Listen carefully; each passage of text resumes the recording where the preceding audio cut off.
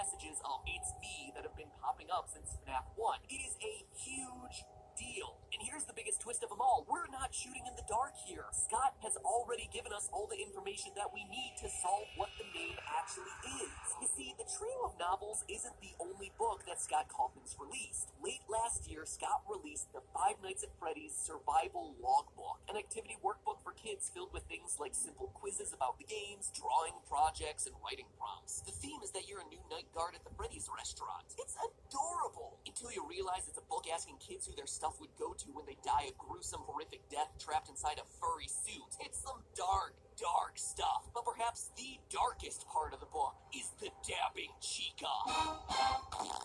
Anyway, things start to feel more than they seem from page 1, when it's revealed that this book once belonged to a guy named Mike. And one look at the book's word search immediately clues you in that there's way more here than meets the eye, putting the likes of Gravity Falls Journal number 3 on blast. Basically, the Five Nights at Freddy's Survival Logbook is a book-length metagame dedicated to revealing Golden Freddy's real name, all disguised as a children's activity workbook. It is unquestionably my favorite thing that this franchise has yet produced. That is no exaggeration. This thing is so cool, but the problem is, I can't solve it. Here's how it all breaks down. Several pages throughout the book contain faded text that says, "My name." Each of those pages with that text also has a numeric clue hidden on it. Sometimes it's written in plain sight, sometimes with numbers out of place, sometimes the page number itself is wrong. Page 29 is numbered 52. Page 32 is numbered 39. Page 43 is numbered 15. On page 47, the numbers 7 and 2 appear out of order in this survey question. On page 85, we're presented with a list, and numbers 10 and 11 appear in red. On page 108, the time 8:11 appears on an incident report that Mike was supposed to log in. So putting all those numeric clues in order, we get 52,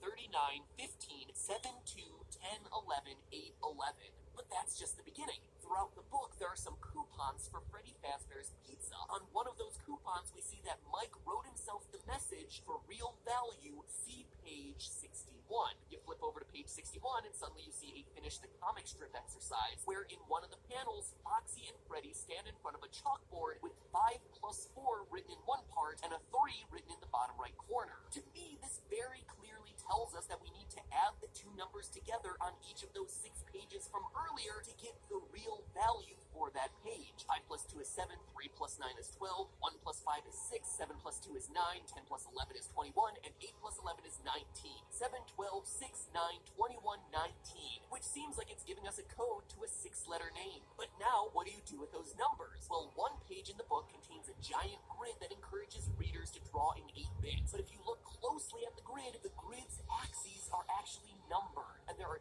tiny letters in the grid's first few boxes. It seemed to me like this grid was setting up an alphanumeric code where the numbers each get represented by a different letter. Putting 7, 12, 6, 9, 21, and 19 into that, you get Guilfius. It's clearly not Golden Freddy's real name. But then what about that 3 that's in the bottom right corner of the chalkboard? I tried shifting all the letters and numbers 3 up and 3 down, decoding, recoding, still nothing that would make any sort of sense. But I wasn't admitting defeat yet. The fact that all this is happening on a grid seemed to point to the numbers being decoded using a Visionaire cipher. If you've never encountered these before, well, welcome to the exciting world of cryptography, the art of solving codes. Visionaire ciphers are one of the most famous codes out there. Basically, you need a giant alphabet grid and a keyword. So, say I want to encode the word crying child, that's called my plain text, and I want my keyword to be Mike. What I would do is, in my alphabet grid, go over to my first letter, the C in crying, and then go down to the row M,